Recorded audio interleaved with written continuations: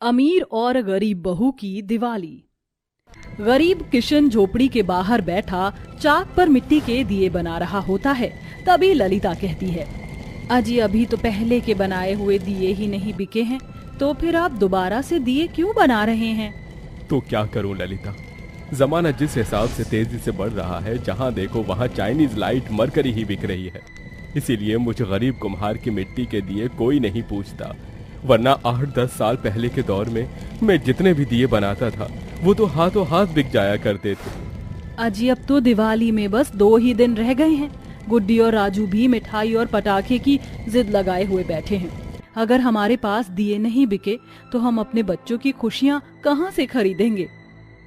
इतने में 7 साल का सोनू और 8 साल की गुड्डी उनकी बातें सुन लेते हैं और गुड्डी अपने गरीब माँ बाप की आंखों में आंसू भरे हुए देख कर कहती है, माँ, पिताजी, आप दोनों रोइए मत, हमारे दिए जरूर बिकेंगे।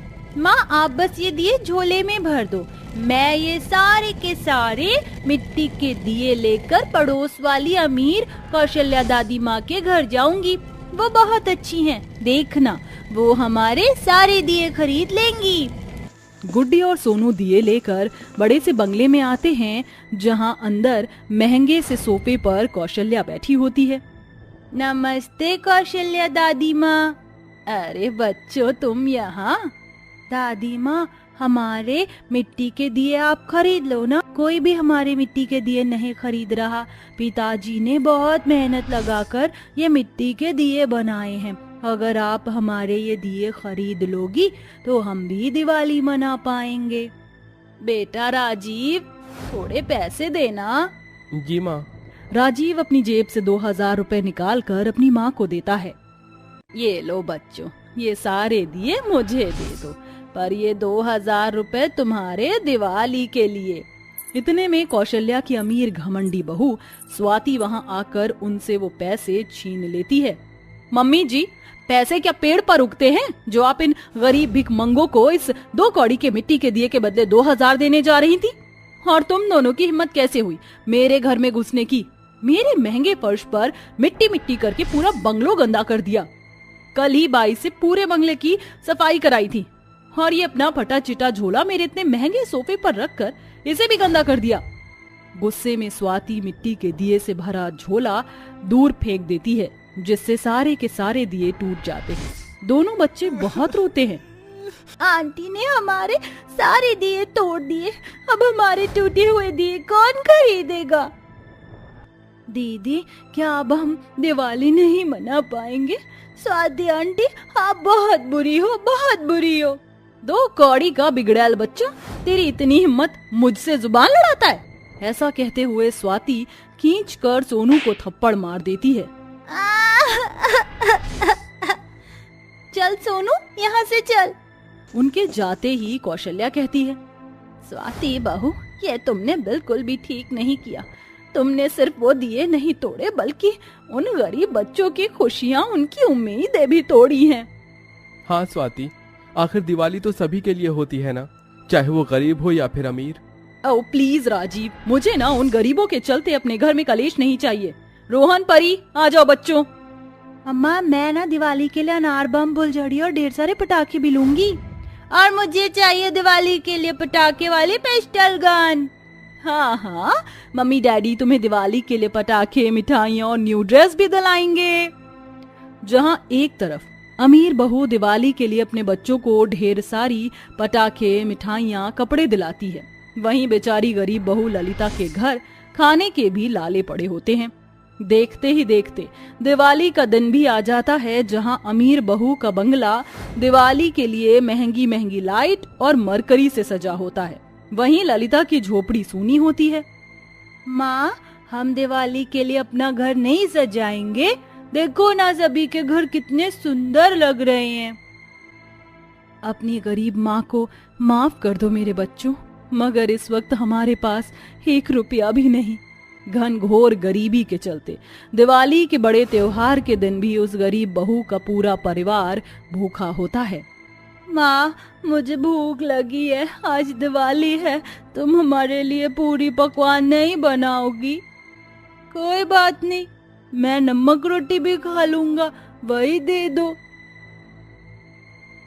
हे लक्ष्मी मैया, आज तो आपका दिन है, फिर भी दिवाली के दिन भी मेरे बच्चे दाने दाने को तरस रहे हैं और आप मूर्त बनकर देख रही हैं। अमीर लोग तो हम गरीबों को दुत्कारते ही हैं, मगर आप भी। भगवान को दोष न दे ललिता, शायद वो भी हमारी परीक्षा ले रहा है। आखिर उस गरीब बहू का परिवार नमक पानी पी कर सो जाते हैं। इसी तरह से एक अमीर और गरीब बहू की दिवाली बीतती है। किशन दिए बनाने का काम छोड़कर मजदूरी करने लगता है। जैसे तैसे वह गरीब बहू रूखा सूखा खिलाकर अपने परिवार की गृहस्थी की गाड़ी खींच रही थी और इसी तरह से एक बार फिर दिवाली आ जाती है। देखो माँ, दिवाली आ गई। इस बार तो तुम मुझे और गुड्डी दीदी को पटाखे और मिठाइयाँ दिलाओगे ना? हमारे भी घर में पकवान बनेंगे ना? सोनू के मन में दिवाली के लिए भरे अरमान देखकर ललिता भराई आंखों से कहती है, हाँ बच्चों, इस बार हम दिवाली जरूर मनाएंगे, जरूर मनाएंगे। राजीव बेटा, इस बार दिवाली पर मैं अयोध्या धाम के दर्शन करना चाहती हूँ। ठीक है माँ, मैं आपको दिवाली में अयोध्या ले चलूंगा। स्वाति, इस बार की दिवाली तुम्हें बच्चों के साथ मनानी होगी। ठीक है राजीव, मगर मम्मी जी, अयोध्या में ऐसा भी क्या रखा है? इतनी तो भीड़ होती है। गरीबों का तो समझ में आता है कि वो वहाँ दौलत शोहरत मांगने जाते हैं, मगर आपको किस चीज की कमी है? हम तो इतने अमीर हैं। तू नहीं समझेगी बहू, दौलत शोहरत हर सुख नहीं देती है। स्वाति हर साल की दिवाली की तरह ढेर सारी खरीदारी करती है। वहीं अभी गरीब ललिता के घर के हालात ठीक वैसे ही थे। अजी आ गए आप? थोड़े से पैसे दे दीजिए, आज धनतेरस है। दिवाली पूजा के लिए लक्ष्मी गणेश की मूर्ति, मिठाई लाना है। ये लो, बड़ी मुश्किल से 200 रुपए कमा पाया हूँ। पिताजी 10 रुपए हमें भी दे दो, हमें भी दुकान से फुलझड़ी की डिब्बियाँ लानी है। गुड्डी, फुलझड़ी मैं दिला दूंगी बेटी। 200 रुपए लिए ललिता बाजार जाती है, जहाँ सोनू कहता है, माँ देखो ना कितना सुंदर जामा है, मेरे सारे कपड़े फट गए, मुझे दिवाली के लिए ये दिला दो ना। इतने पैसे नहीं है सोनू बेटा। जैसे तैसे पूजा का थोड़ा बहुत सामान खरीदने के बाद बचे हुए 10-20 रुपए से ललिता एक एक छोटी पटाखे की डिबिया अपने दोनों बच्चों को दिलाकर घर लाती है। बड़ी खुशी के साथ गुड्डी और सोनू छोटी दिवाली के दिन पटाखे जलाने की कोशिश करते हैं, तो वह सिले हुए खराब निकलते हैं। सोनू गरीबी से चिढ़कर रोने लगता है। मैंने कहा था माँ से कि मुझे सस्ते पटाखे मत दिलाओ, देखो ये एकदम खराब और मुझसे बम है, जल्दी ही नहीं। तभी रोहन और परी नए कपड़े पहने उन दोनों गरीब बच्चों को दिखा दिखा कर चरखी पटाखा जलाकर उछलते हुए नाचते हैं। ये कितना मजा आ रहा है ना। हाँ परी, वो देख, वो गरीब भिखारी हमें कैसे देख रहे हैं। माँ मुझे काजू कतली खानी है। और ले मेरी प्यारी परी बेटी को मिठाई खानी है। मैं अभी अंदर से लेकर आती हूँ, बस उन गरीबों से दूर रहना, वो लोग गंदे हैं। ऐसे बोलकर स्वाति अंदर चली जाती है। तभी परी फिर से माचिस से पटाखे जलाने लगती है। तभी तीली पटाखों से भरे थैले में गिर जाती है और सारे पटाखे धू धू करके जलने लगते हैं। माँ बचाओ, माँ कोई तो हमें बचाओ।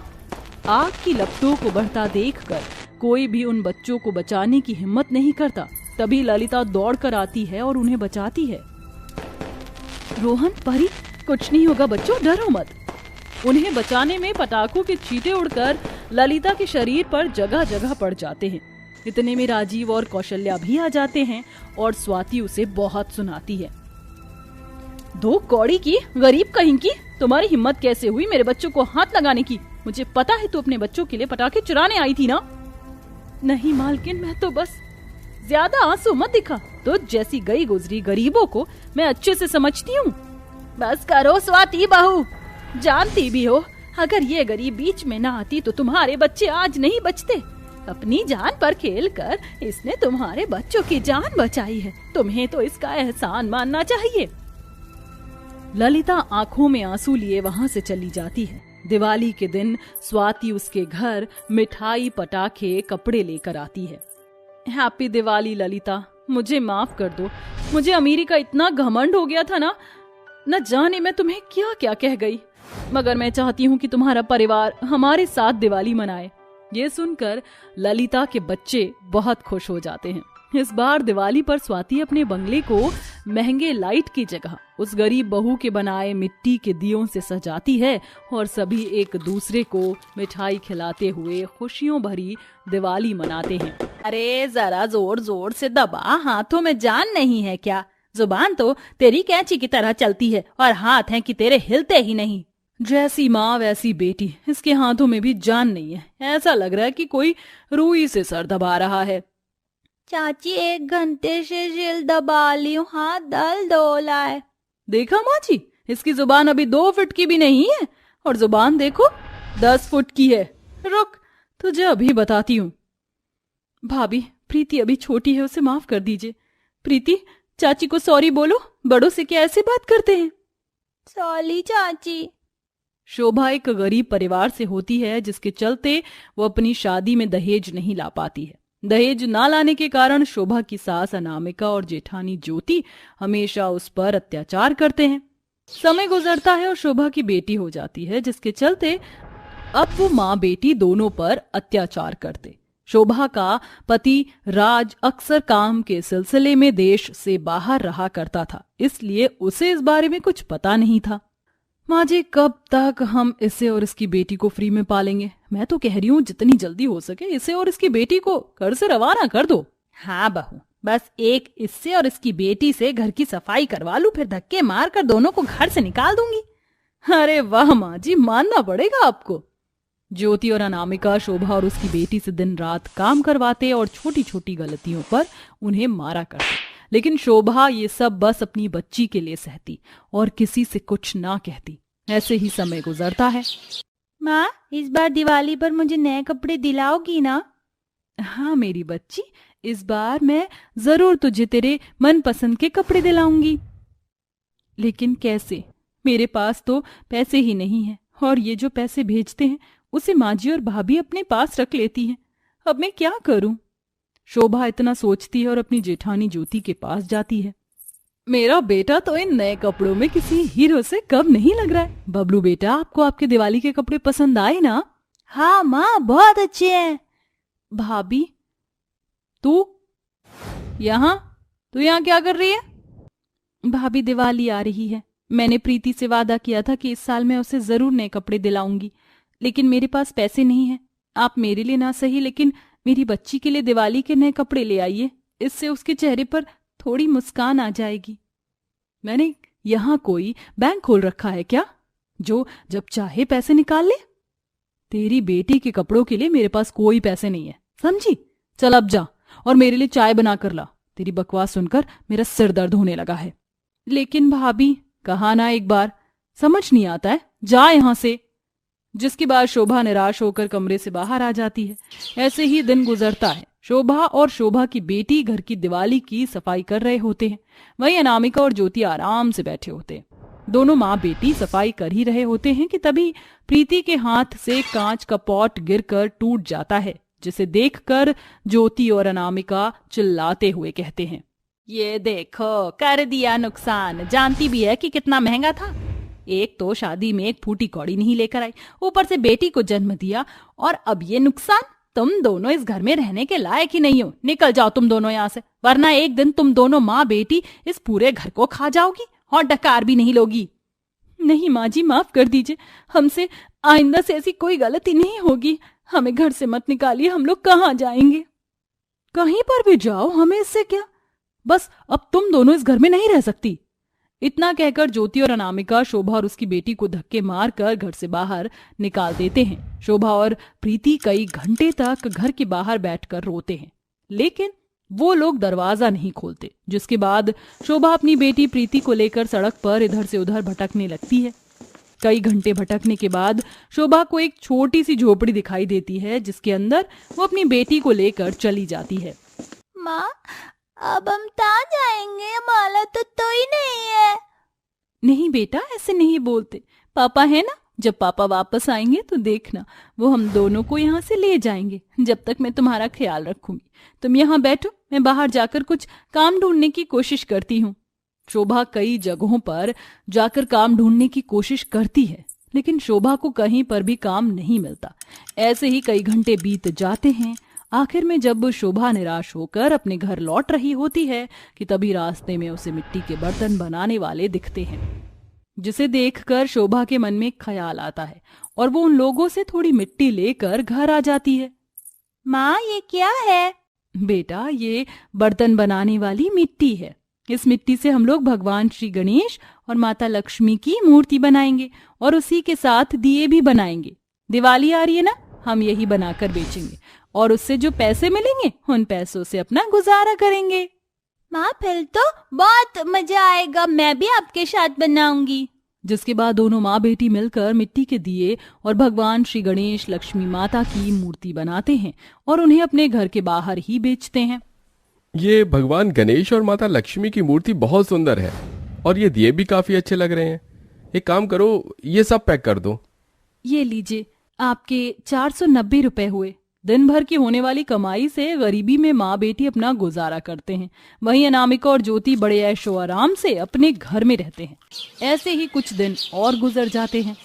चलो अच्छा हुआ, इस बार मैं दिवाली से पहले ही घर आ गया।